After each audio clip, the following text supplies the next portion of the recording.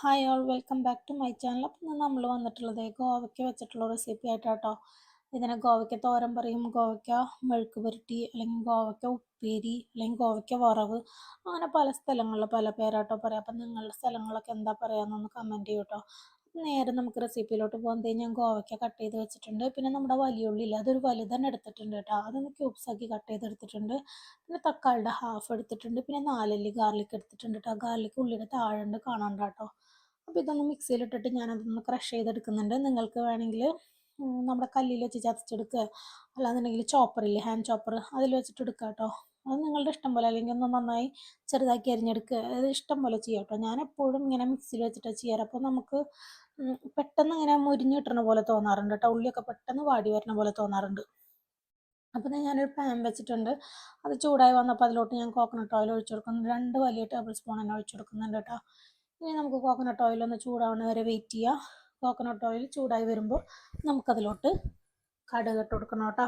അപ്പോൾ അതുവരെ നമുക്ക് വെയിറ്റ് ചെയ്യാം. ഓയിലൊന്ന് ചൂടായി വരട്ടെ. അപ്പോൾ ഓയിൽ ചൂടായി വരുമ്പോൾ നമുക്കതിലോട്ട് കടുക് ഇട്ട് കൊടുക്കണം കേട്ടോ. അപ്പോൾ നമ്മൾ എപ്പോഴും കടുക് ഇട്ട് കൊടുക്കുമ്പോൾ ചൂടായതിന് ശേഷം മാത്രം ഇട്ട് കൊടുക്കുക കേട്ടോ. അല്ലാന്നുണ്ടെങ്കിൽ കടുക് മുഴുവനായിട്ട് പൊട്ടില്ല. പിന്നെ നമ്മളിങ്ങനെ കടുക് കടിക്കുമ്പോൾ കടുക് ഇങ്ങനെ കഴിക്കുന്ന പോലെ തോന്നും കേട്ടോ. അപ്പോൾ ഞാൻ കടുക് ഇട്ട് കൊടുത്തിട്ടുണ്ട്. കടുക് ഒന്ന് പൊട്ടി വരുന്നുണ്ട്. കടുകൊന്നെല്ലാം പൊട്ടി വരുന്ന സമയത്ത് നമുക്കതിലോട്ട് നമ്മുടെ കായ ഇട്ട് കൊടുക്കണം കേട്ടോ. നമ്മുടെ അസഫറ്റീടെ അല്ലേ, അപ്പോൾ അത് ഇട്ട് കൊടുക്കണം കേട്ടോ.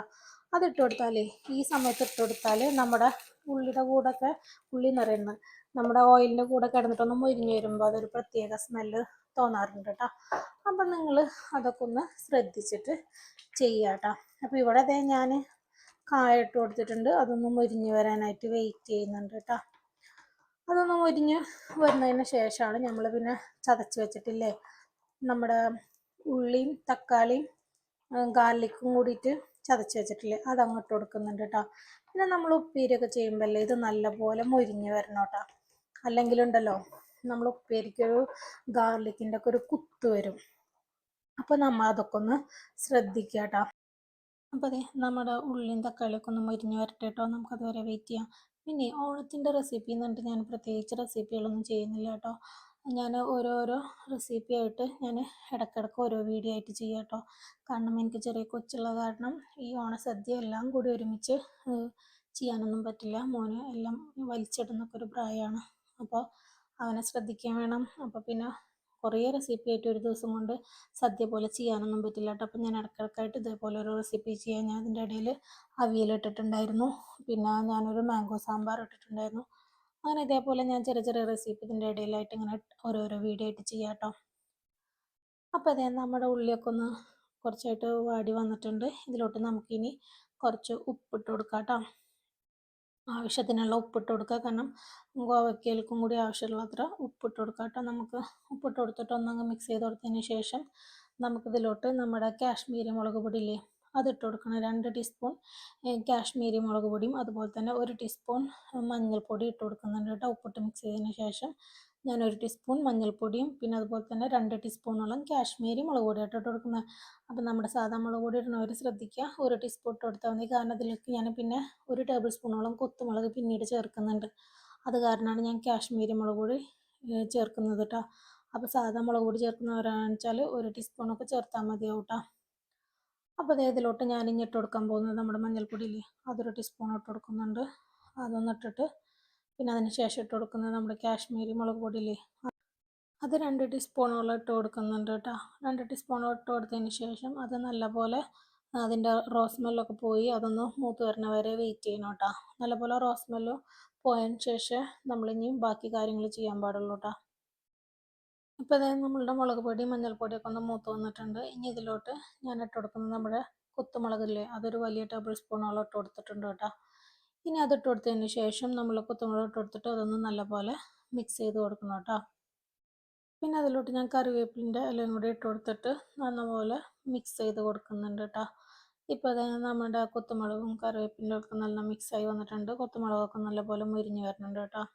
ഇനി ഇത് ഒക്കെ ഒന്ന് മുരിഞ്ഞ് വന്ന് അതിൻ്റെ റോസ് സ്മെല്ലൊക്കെ പോയതിന് ശേഷം അതൊക്കെ ഇപ്പോൾ ഒന്ന് മൊരിഞ്ഞ് വന്നിട്ടുണ്ട്. ഇനിയിപ്പോൾ അതിലോട്ട് ഞാൻ ഗോവയ്ക്ക് ഇട്ട് കൊടുക്കുന്നുണ്ട് കേട്ടോ. ഗോവയ്ക്ക ഇട്ട് കൊടുത്തിട്ട് നല്ലപോലെ മിക്സ് ചെയ്യണം കേട്ടോ. നല്ലപോലെ മിക്സ് ചെയ്തതിന് ശേഷം ഞാൻ അതിലോട്ട് നല്ലപോലെ മിക്സ് ചെയ്യണം കേട്ടോ. നമ്മുടെ മസാലക്ക് ഗോവയ്ക്കയിൽ നന്നായി മിക്സ് ചെയ്ത് വരണം.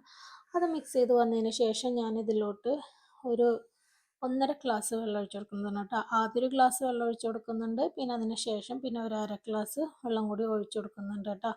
ഇപ്പോൾ ദേ ഗോവയ്ക്കൊക്കെ നല്ലപോലെ മിക്സ് ആക്കുന്നുണ്ട് ഞാൻ. നല്ലപോലെ മിക്സ് ചെയ്ത് വന്നതിന് ശേഷം ഈ സമയത്ത് നമ്മൾ ഉപ്പൊന്ന് നോക്കി നോക്കുക കേട്ടോ. നിങ്ങൾക്ക് ഉപ്പിൻ്റെ ഉപ്പ് പാകമാണ്. നിങ്ങൾക്ക് ഉപ്പ് കുറവുണ്ടെന്നുണ്ടെങ്കിൽ ഈ സമയത്ത് ഇട്ട് കൊടുക്കണം കേട്ടോ. അല്ലെങ്കിൽ ഗോവക്കയുടെ ഉള്ളിലോട്ട് ഉപ്പ് പിടിക്കില്ല. അപ്പോൾ ഉപ്പ് ഈ സമയത്ത് ഇട്ട് കൊടുക്കണം. അപ്പോൾ അത് ഞാനൊരു ഗ്ലാസ് വെള്ളം എടുക്കുന്നുണ്ട്. വെള്ളം എടുത്തിട്ട് ഞാൻ ഇതിലോട്ട് ഒഴിച്ച് കൊടുക്കുന്നുണ്ട്. 1.5 ഗ്ലാസ് ഞാൻ ടോട്ടലായിട്ട് വെള്ളം ഒഴിച്ച് കൊടുക്കുന്നുണ്ട് കേട്ടോ. എന്നിട്ട് പിന്നെ ലോ ഫ്ലെയിം അല്ലെങ്കിൽ മീഡിയം ഫ്ലെയിം അതിൽ വെച്ചിട്ട് നമ്മളിത് വേവിച്ചെടുക്കണം കേട്ടോ. ഒരു 25 മിനിറ്റോളം എടുത്തിട്ടുണ്ട് കേട്ടോ അത് വേവാൻ വേണ്ടിയിട്ട് എനിക്ക്. അപ്പോൾ നല്ലപോലെ മിക്സ് ചെയ്ത് കൊടുത്തിട്ട് ഞാനിത് അടച്ച് വെച്ചിട്ട് ഒരു 25 മിനിറ്റ് ഞാൻ ലോ ഫ്ലെയിമിൽ വെച്ചിട്ട് കുക്ക് ചെയ്തിട്ടാണ് കേട്ടോ അതെടുത്തത്. അപ്പം നിങ്ങൾ ലോ ഫ്ലെയിമിലോ മീഡിയം ഫ്ലെയിമിലോ അല്ലാണ്ട് ഹൈ ഫ്ലെയിമിൽ വെക്കണ്ട കേട്ടോ. അപ്പോൾ വെള്ളം പെട്ടെന്ന് വറ്റിപ്പോവും. അപ്പം ഞാനൊരു ലോ ഫ്ലെയിമിൽ വെച്ചിട്ടാണിത് വേവിച്ചെടുക്കുന്നത് കേട്ടോ. ഞാനിപ്പോൾ ഇതൊന്ന് അടച്ച് വെച്ച് വേവിക്കാൻ പോകുന്നുണ്ട് കേട്ടോ.